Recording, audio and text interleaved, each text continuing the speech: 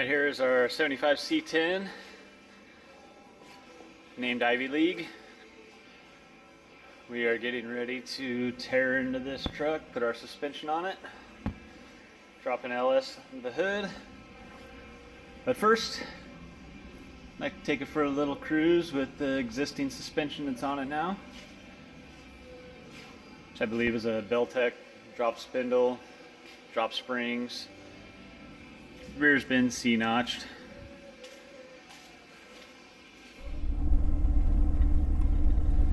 See if we can get out of the driveway with this thing.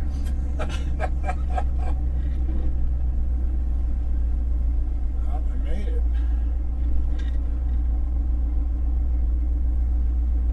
Clear over here. Alright, so we're taking the last cruise with Ivy League and its stock GM Ford with the old school Beltec spindles and drop coils and a flip kit in the back. The truck's, it's a little rough, but it's not horribly right. The ride's okay. One of the things that we're trying to cure with this transition is getting a smooth ride out of it. And with the rack and pinion steering, it's going to be a lot more responsive, and the truck's going to sit just right in the front. Right now it's a little low. When you turn some corners, the tires are scraping, and that's something we don't want to tolerate, and nobody does, so it'll definitely be fixed when we put our front suspension in it. I think I felt the bottom out, or the rear bottom out before the front. Yeah, we've already hit some bumps and made this. Is not hard yet, but it's got a C-notch in the rear already. Yeah, that's already done.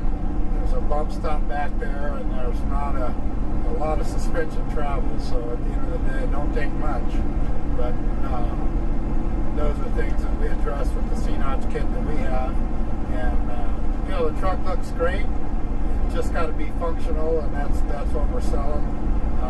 Good performance, good ride, and good functionality. And when we put our stuff on it, we'll be able to demonstrate that. So at the end of the day, we don't want to mess with the look of the truck. It's pretty cool looking, and we're going to keep it that way. But we definitely, if we're going to drive it to Texas and put some big road miles on it, we want it to be really comfortable. And take it on the power tour. Yeah, on the power tour. Jason's got big plans, probably bigger ones than I do. But that's okay. That's his job. That's what he's here for. So I don't mind biting off way more than I can chew. Yeah. The brakes on the truck, the factory brakes, the calipers in the front of a C10 of a very large bore. So with a good power booster and good vacuum, the truck stops just fine the way it is. I mean, at the end of the day, this is what a lot of guys are going to start out with. So we just want to start like that, and then we'll probably upgrade as we go. There's the front cross member or something. Control arms or something. Yeah, we just made a right turn, and there was a little drainage dip, so we weren't on level ground. The truck dropped a little bit. But so that certainly raises the stress level of driving this thing and actually enjoying it. Because up until that point, it was like, it's not too bad. Yeah, when you're on a flat freeway, it's no problem. You can definitely enjoy its current state, but going through dips and hitting dips at speed, that could be a little bit of a fun ride. Although Joe put some miles on it, so it can be driven the way it is. But we prefer not to slow down for every little. Leave a GoPro back there? No, I don't see it, so I think okay. Suction cup held out. Should we go back and check? Jeez. Wow, that's just a little dip in the road. So I had not gone this way before, but yeah, you can tell. That's pretty interesting.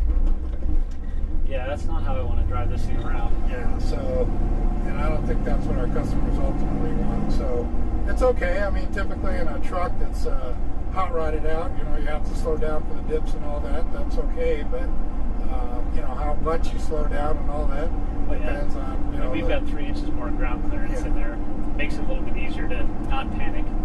Yeah, that's I won't do that again. Let's put it that way. Not in its current form, but we will. will take the same drive once we put all the new stuff in it. And our plan initially is not to go out, autocross the truck and throw down with it. That's not what, you know, it'll be capable of doing that. I'm sure the things that will happen when I'm not around will happen, but you know, it is what it is. So yeah, great little pickup. I mean, it's been sitting for 2-3 weeks. Starts right up. I think we better slow down for this dip right here. Yeah, before we are having to walk back. Well, yeah, you really got to pay attention now, knowing what's going to happen. Yeah. Now that you're aware of it, you don't want to take the asphalt with you when you go through these dips. So let's get down to, you know. Dang, so we've slowed down to 5 miles an hour. Oh, jeez. Good. Yeah. So, yeah, enough of that. We'll just brake and roll through it. But, yeah, this is, you know, again, looks terrific, cool. Just not the drivability that one would look for when you're on the road out there on the open highway. You got to be careful with that stuff. So,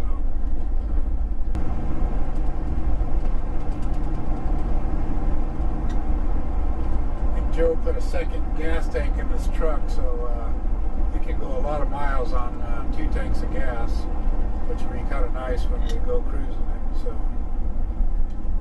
yes, again on Power Tour. Or Texas, or Hot August Nights, or whatever else we want to do. Yeah, we're hunting for a motor and trans right now. Use one that we can just put in here in LS, computerized. I wanted to keep the 2-barrel small block, but I kind of got vetoed out on that. So I'm like, okay, you're only going to get X amount of bucks, so let's see what we can find in our budget. Trying to keep this thing realistic, so when it's done, it's not over the top expensive, and the average guy can afford to do the kind of stuff that we're doing to it. So it's not everybody's out of range of their pocketbook. And if the front end comes up about an inch, the tires will quit rubbing going around turns.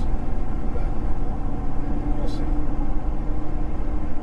Kind of interesting to check the geometry on the stock front end too. Yeah, it'd be nice to see what it is, just so we know. And break out its bump steer gauge. Yeah.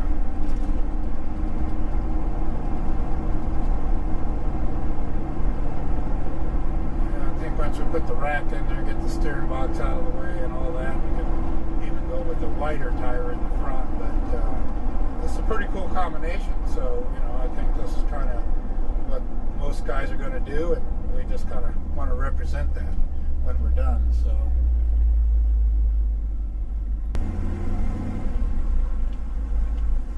all right, so next on the agenda is we'll be tearing this thing apart, so we'll be doing some videos of that.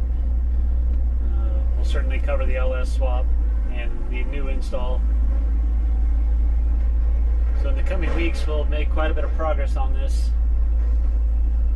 Got maybe a 4 to 6 week timeline.